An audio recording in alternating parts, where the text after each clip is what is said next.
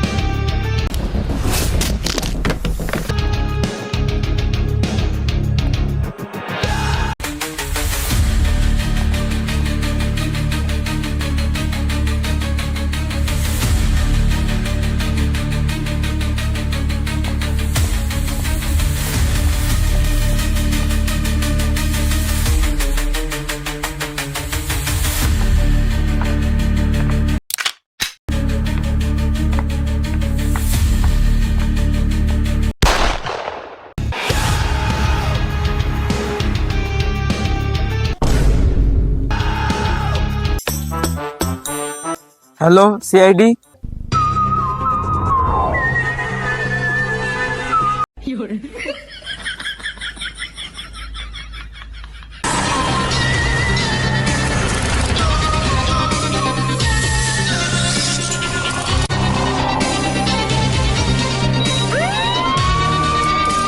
উফ, ডিসকাস্টিং, কি গরম।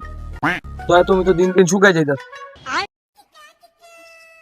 স্যার আপনি তো আগের থেকে বাইকটা হয়ে যাইতেছে।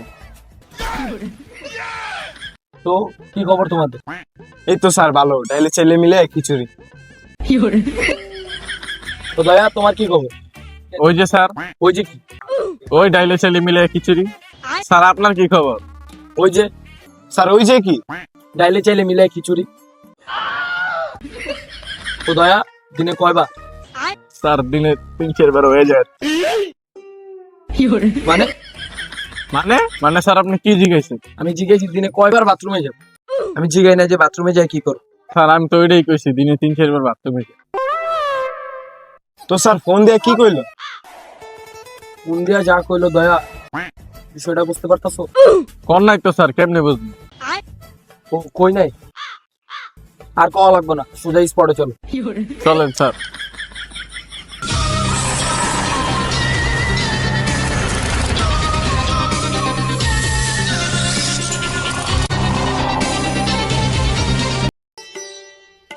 আইতে যেমন আমি এই যে একটা প্লেন নামাই স্যার। কি দিয়ে যাবেন স্যার? আমি বাইক দিয়ে যাবো, বাইক ছাড়া যাবো না। দয়া, তোমার বাইকটা আছে না? বাইকটা বাইর করো। এ ছাল নাই কুত্তার কমেডি আইডি। তেলের টাকা কি দিব আপনার বাপে? এ বাপ নিয়ে কোনো কথা হবে না। বাপ হচ্ছে আবেগ, বাপ হচ্ছে ইমোশন, ভালোবাসার আরেক নাম বাবা। জানে মেরে বলবো, লাস্ট ফেলে দেবো, এখানেই পুঁতে ফেলবো। Sorry sir, sorry. আমি তো বাইক দিয়ে যাবো, বাইক দিয়ে যদি না যাই আমার নাম পাল্টে রাখ। 1 লিটার তেলের দাম কত? 300। পরশুদিন বাইক দিয়ে ভয়াবহ একটা অ্যাক্সিডেন্ট হয়েছে। চিন্তা করে দেখলাম বাইক দিয়ে যাওয়া যাবে না রে। আর আরেকটা জিনিস চিন্তা করে দেখলাম, হাঁটলে শরীর ভালো থাকে, বুঝছো? শরীর স্বাস্থ্য ঠিক থাকে, হাইটটা যাওয়াটাই বেটার। আর আমরা তো সিআইডি অফিসার, আমাকে শরীর স্বাস্থ্য ঠিক থাকলে হাঁটা দরকার, আয়েরও ব্যায়াম হবে, বুঝো নাই? চলো আমরা হাইটটাই যাই। তার নাম পাল্টালের ব্যাপারটা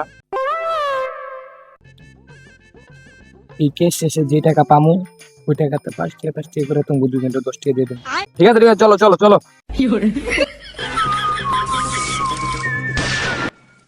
মাই গড, দয়া লাস্ট এই জায়গায় পড়ে আছে, তার মানে বুঝতে পারতাছো? না স্যার। তার মানে হচ্ছে এইটার মানে এটার মানে হচ্ছে লাস্টটা এখানে পড়ে আছে, লাস্টটা গুলি করে মারা হয়েছে, তার মানে বুঝতে পারতো? না স্যার। তার মানে বুঝতে পারতো না? না স্যার। তার মানে তো আমিও বুঝতে পারতাছি। তোমরা দুজন দেখো লাস্টটা থেকে কি পাও, কি ক্লু পাওয়া যায়। আমি এই জায়গায় আছি, ঠিক আছে?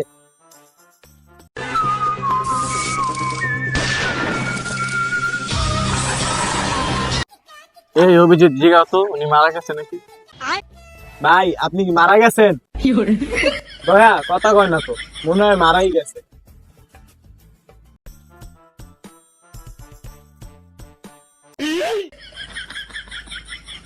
দয়া জিগাও তো ওনারে মারছে কে? ভাই আপনার মারছে কে? সহজ পদ্ধতিতে খুনি ধরার উপায় কি করতেছেন এনে স্যার? কিছু না, ওই ইউটিউবে গান শুনতেছিল। আপনি যে কেমনে সিআইডি হয়েছেন বুঝছি। তোমরা যেমন আমিও এমনি। স্যার এই লাশের পকেটে 30 টাকা পাইছি স্যার। 30 টাকা পাইছি আর এই জায়গায় কেউ না, আমরা 3 জন আছি, চলেন 30 টাকা ভাগ করে লয়ে যাই। অভিজিৎ, তোমার মাইন্ড চেঞ্জ করা উচিত। চিন্তা ভাবনা পাল্টাও, দেশ পাল্টাবে। তুমি ভালো হও, দেশ ভালো হোক। এসব নিচু মানের চিন্তা ভাবনা লয়ে তুমি সিআইডিতে থাকতে পারবে। চিন্তা ভাবনা পাল্টাও, বুঝছো? এই টাকাটা যদি অন্য একজন ব্যক্তিকে দেয়, গরিব দুঃখী, ওনার টাকাটা ওনারও লাভ, ওই ব্যক্তিরও লাভ। সো চিন্তা ভাবনা পাল্টাও। ওর বাবার ইংলিশ। আসলে আমাদের চিন্তা ভাবনা পাল্টানো দরকার। আমাদের চিন্তা ভাবনা পাল্টাইলে পুরো দেশ পাল্টাই যাবে। এসব টাকা আমরা তো খাইতে পারবো না, গরিব দুঃখী মানুষ দিয়ে দাও টাকাটা দাও। 4 টাকাটা আপনার পকেটে ঢুকাইলেন কে? আমি দেখলাম বর্তমানে আমার চেয়ে বড় গরিব কেউ নেই, লিখে টাকাটা আমার পকেটে রেখে।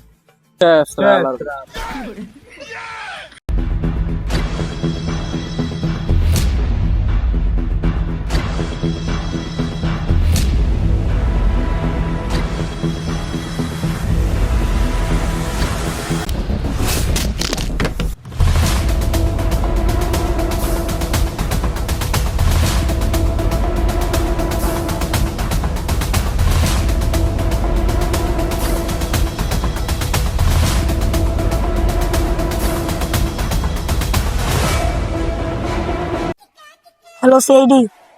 দেশে একটার পর একটা খুন হইতেছে। কাজটা কে করতে পারে? দুটা খুন 2 দিনে, এটা তো কোনো সাধারণ মানুষের কাজ। আমার মনে হয় এই কাজটা বুলেটে। তোমরা দুজন গিয়ে বুলেটের ধরো, আমি আমার একটা কাজ আছে, ওই কাজটা সেরে আসি।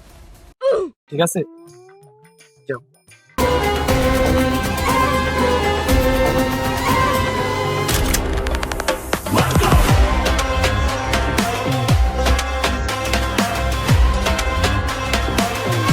কিরে বুলেট, মন্টু মার ভ্যান চুরি করছে কে? সব বেঞ্চুরি মেঞ্চুরির ভিতরে বুলেটে না, 3-4টা ফালাই দেওয়া লাগলে বুলেট আছে। ঠিক আছে, বুলেট কোনো কাঁচা খেলোয়াড় নাম আমার বুলেট। আমার বাসার সামনে থাকবো না কোনোদিন তুলে। ওই দুজনের মারছস কি লেগা? ওই দুজনকে মারছি কি লেগা শুনবেন? তাহলে শোনেন, ওরা দুইজন দুর্নীতি করতেছে। মানুষ তেল পায় না, আর ওরা তেল নিয়ে ঘরে মজুত করতেছে।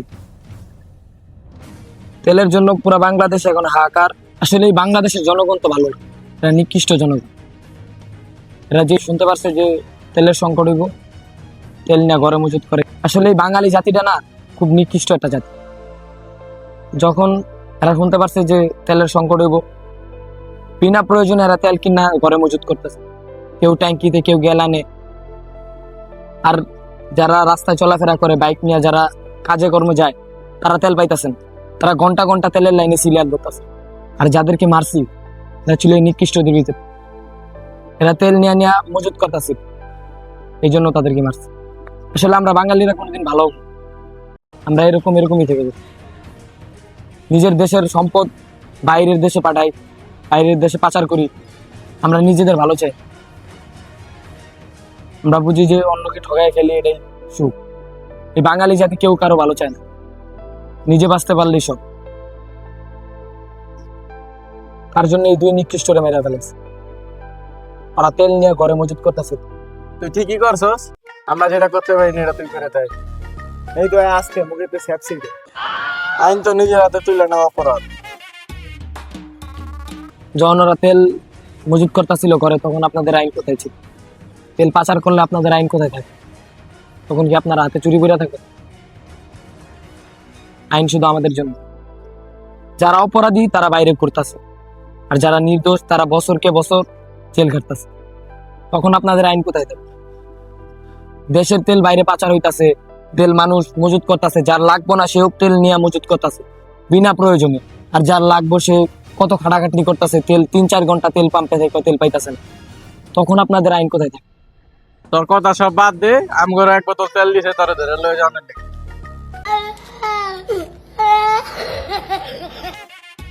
অগুমে আইডিয়া দিয়ে আমি পেট্রোল দিলে বসছি। আমার আর কি দেশের জনগণ মারা খাবে। আমি এটি বেচে বাইরে সেটে লয়ে যাবো, আমার ফ্যামিলি লিয়ে সুখে সাথে। আসসালামু আলাইকুম গাইস, ভিডিওটা ভালো লাগলে ভিডিওতে একটা লাইক করে দিবেন, আর চ্যানেল নতুন হলে চ্যানেলটিকে সাবস্ক্রাইব করে আমাদের পাশে থাকবেন। আর হ্যাঁ, আমাদের চ্যানেলে এটা 3 নাম্বার ভিডিও, আমরা আরো ভিডিও দিব এরকম, আপনারা চ্যানেলটিকে সাবস্ক্রাইব করে রাখতে পারেন যদি ভিডিওগুলো ভালো লাগে। আরো ভিডিও আসছে গিয়ে দেখে আসতে পারেন। যদি ভিডিওগুলো ভালো লাগে চ্যানেলটাকে সাবস্ক্রাইব করে দিবেন, আর বন্ধুদের কাছে পুরো ভিডিওটা শেয়ার করে দিবেন, আর কমেন্ট বক্সে জানাবেন ভিডিওর কোন পার্টটা ভালো লাগছে। আর আমাদের এই চ্যানেলে অনেক ভিডিও আসবে এরকম, আমাদের সাবস্ক্রাইব করে পাশে থাকবেন। আল্লাহ হাফেজ।